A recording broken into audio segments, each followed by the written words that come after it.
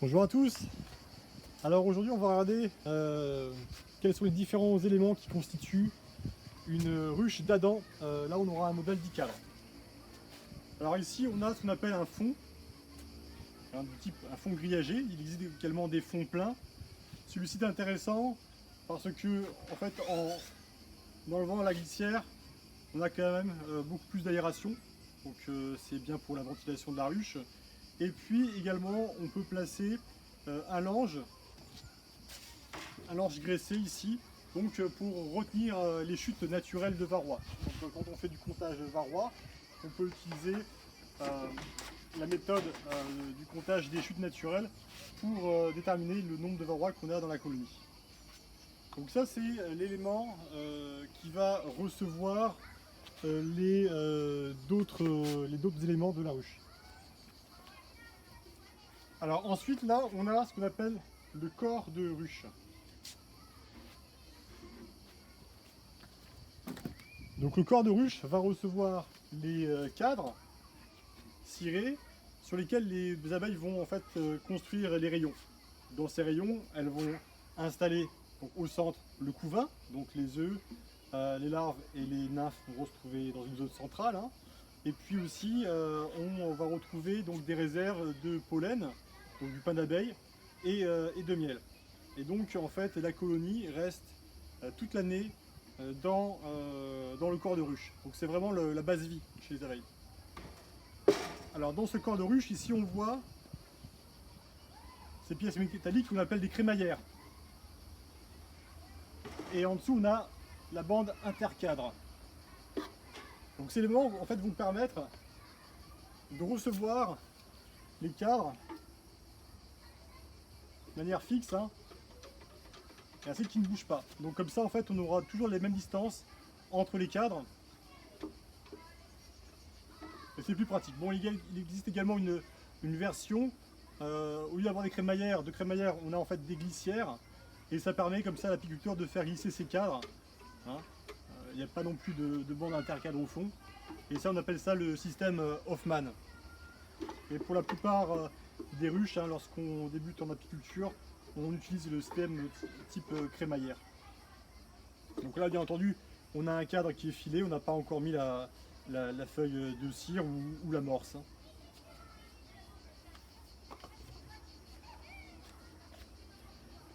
Là il est important que en fait, lorsqu'on va déposer le corps de ruche sur le plateau grillagé, il est important que la bande intercadre se trouve à l'arrière. Pourquoi? C'est pour simplement moins gêner en fait, les abeilles qui vont descendre hein, pour sortir de la ruche. Hein, vous voyez, quand on la met ici, on a ici le trou d'envol, hein, les abeilles vont venir là. Elles vont venir là et puis elles vont pouvoir sortir butiner. Là on a cette zone ici plate, on appelle ça la planche d'envol. Hein. Donc elle peut avoir des longueurs plus ou moins différentes selon le modèle. Alors quand on parle de modèle d'Adam, Langstroth, Voarno, en fait ce qui va nous donner, ce qui va en fait distinguer ces différents modèles, c'est pas essentiellement la dimension du corps de ruche, mais c'est surtout la dimension des cadres. Hein. Voilà, les cadres sont généralement standards, sauf bien entendu pour notre ruche d'Adam, où il y a une petite variante. Alors durant les millets, hein, donc c'est-à-dire à partir du mois d'avril ou mai-juin, ça va dépendre également de la force de votre colonie et de son âge, on va ajouter des éléments supplémentaires amovibles hein, qu'on appelle des hausses.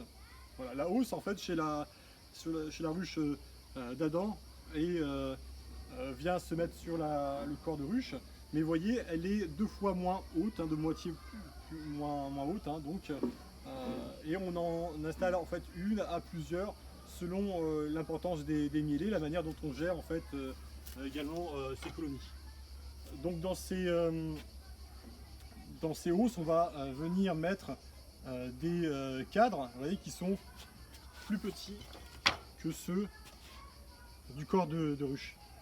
Vous voyez, donc de moitié. Hein, la surface et la moitié de celle-ci.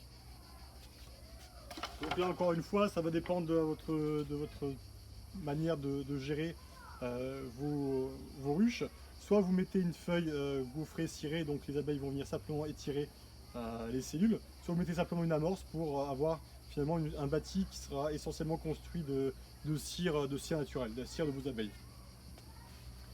Sur les hausses, on a donc aussi un système de crémaillère et de bandes intercadres. Par contre, en principe, le nombre des cadres est inférieur à 1, c'est-à-dire que sur une ruche d'Adam 10 cadres, vous mettez dans la hausse 9 cadres. Voilà, ça a été conçu de ce type, de manière à ce que l'espace entre deux cadres soit un peu plus large, ce qui va permettre aux abeilles de bâtir des cellules plus profonde et donc de mettre davantage de miel au niveau d'une hausse, comme ça on aurait plus de miel stocké. Aussi on essaie de créer des conditions moins favorables à la ponte de la reine. La reine est ici, elle peut remonter. Bien entendu, ce que l'on fait généralement en apiculture, on place entre le corps de ruche et la hausse ce qu'on appelle une grille à reine. Donc une grille qui permet aux ouvrières de circuler, mais qui est trop étroite pour que la reine puisse s'y frayer un passage. Alors là, donc, on a une hausse 9 cadres, on peut mettre 9 cadres dedans, mais il existe également des hausses 8 cadres. Enfin, que l'on ait de hausse ou qu'on n'ait pas de hausse, on vient coiffer le tout par un couvre-cadre. Donc c'est une plaque de bois qui vient fermer la colonie. Donc il y a ici un endroit qui est, on va dire, concave, et ici donc c'est plat, c'est lisse. On met le côté lisse, côté colonie. Voilà, ça évite d'avoir du bâti à l'intérieur. Donc il y a bien entendu un espace qui permet aux abeilles de venir juste s'y glisser, mais c'est vraiment limité. Donc dans cette partie là, éventuellement, vous pouvez mettre votre carnet d'apiculture ou votre feuille qui permet de suivre le suivi de votre colonie. Après, ce qu'on peut faire également, c'est qu'on peut remplacer ce couvre-cadre par un nourrisseur, donc un nourrisseur en plastique ou en bois. Il y a plusieurs modèles. Voilà. Donc le nourrisseur, en fait, on met du sirop, lorsqu'on fait un nourrissement au sirop. Lorsqu'on fait un nourrissement avec du candy, alors soit certains vont aménager ici un trou, éventuellement avec un bouchon pour la période où il n'y a plus besoin de faire le nourrissement. Donc ils font un trou et ils mettent dessus le pain de candy. Voilà. Soit alors en fait ils mettent leur pain directement sur les cadres. Alors, bien entendu, quand on fait du nourrissement, on ne se trouve pas avec une hausse. Voilà. Donc la hausse c'est simplement lorsqu'il y a une mielée. Et donc si on mettait du sucre pendant la période de mielée, bien entendu ce sucre après se trouve dans le miel. Donc c'est pas le but. Donc voilà, donc en configuration normale, on met le nourrisseur au-dessus et on nourrit à cet endroit-là. Et au final, voilà, un élément aussi important, c'est le toit. Le toit, lui, vient protéger la ruche des intempéries, notamment de la pluie, de la neige. C'est un toit qui est métallique. On a souvent donc en apiculture des toits plats, ce qui permet d'empiler les ruches les unes sur les autres quand on les stocke. Mais aussi on trouve des toits type chalet, ce qui donne un aspect de petite maison aux ruches. Bon, c'est question bien entendu de gestion. Si vous êtes apiculteur professionnel, vous aurez sans doute des toits plats. Si par contre vous faites de l'apiculture de loisirs, vous avez un choix devant vous, c'est à vous de voir. Entre les deux, généralement, entre ce qu'on met en dessous du toit, on met aussi une couche isolante, ce qui évite d'avoir une surchauffe. Le toit en plein soleil peut monter vraiment à 50 degrés, peut-être davantage. Donc c'est du métal, donc ça va rayonner à l'intérieur de la ruche des infrarouges, donc pour éviter qu'il fasse trop chaud et permettre en fait aux abeilles de climatiser plus facilement le nid, l'ambiance interne. Donc on place en fait un isolant. Voilà, comme ça c'est plus pratique. Ok, donc en fait là, ce qu'on va rajouter aussi, après avoir peint et verni l'extérieur de la ruche, on va installer en fait ce qu'on appelle donc des fixes éléments. Donc le fixe élément, en fait, ça permet, donc ça se met ici, on met une vis là, une autre vis là. Ça permet en fait de retenir le plateau et la ruche en manière, voilà, lorsque vous allez pouvoir soulever votre ruche, qu'en fait le plateau ne tombe pas, parce que dans ce cas vous imaginez que vous allez avoir des soucis avec pas mal d'abeilles qui vont se trouver au sol. Donc voilà, le fixe élément se place comme ça, et on place un fixe élément de part et d'autre de la ruche.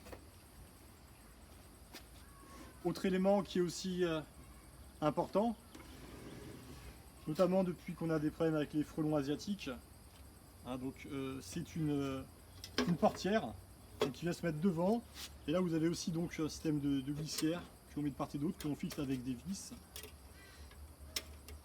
et ainsi comme ça donc on va pouvoir fermer, réduire l'espace d'entrée pour les insectes qui viennent de l'extérieur, hein. Donc les abeilles ici peuvent toujours en sortir, hein, également même les faux bourdons. Et par contre là, si vous faites de la transhumance, vous devez vous fermer votre ruche pour une raison ou pour une autre. Voilà, vous pouvez placer la glissière comme ceci, la portière pardon comme ceci. Et là vous voyez simplement des trous d'aération, mais les abeilles ne peuvent pas en sortir. Par contre, si vous devez transporter votre ruche, faire une transhumance, voilà, il faut quand même essayer peut-être de mettre une vis ici pour bien fixer vos portières, parce que voilà, si ça saute avec un choc, les abeilles peuvent sortir. Ok. Donc voilà pour nos éléments de la ruche d'Andicadre. Ce qu'on va faire maintenant, c'est qu'on va peindre ou passer de l'huile de lin sur ces différents éléments, de manière à ce que la ruche puisse tenir plus longtemps aux intempéries. Donc il y a différentes façons de procéder. Soit si vous êtes pro, et bon c'est pas généralement le cas de la plupart des personnes qui vont voir cette vidéo, dans ces cas-là, les pros en fait ce qu'ils font, c'est qu'ils trempent toutes les parties, hein, donc extérieure et intérieure, donc dans un mélange d'huile de lin et de cire chauffé à haute température. Bon, c'est quelque chose qui peut être dangereux, donc c'est pas utile d'essayer de faire ça chez soi. Moi je le fais pas et ça fonctionne bien. Et bon, pour ceux qui sont amateurs comme moi, finalement, en fait, nous on préfère généralement simplement passer donc de l'huile de lin à l'extérieur ou de la peinture, toujours à l'extérieur, éventuellement aussi sur les tranches, hein, vous voyez ici, pour que ça puisse boire un petit peu.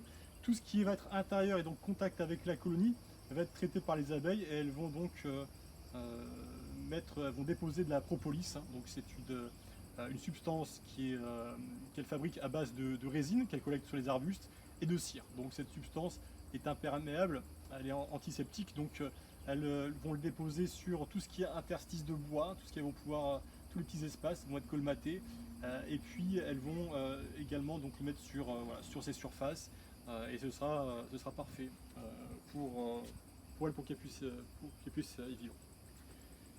Bon, je crois qu'on a à peu près tout dit sur la ruche d'Adam. Il n'y a plus qu'à maintenant, hein, donc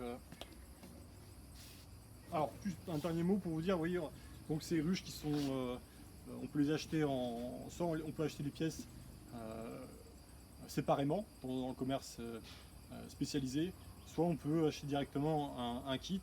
La première année, si vous voulez contrôler votre budget, vous aurez sans doute besoin que du corps de ruche. Si vous partez avec sur une petite colonie qui va venir sur 5 ou 6 cadres, donc là vous allez rester sur simplement un corps de ruche. Mais dès le printemps suivant, il faut que vous soyez équipé, que vous ayez une hausse pour pouvoir donc donner plus d'espace à votre colonie lorsqu'elle va stocker du miel. Ok, bah écoutez, je vous remercie pour votre attention, et puis je vous souhaite une bonne journée.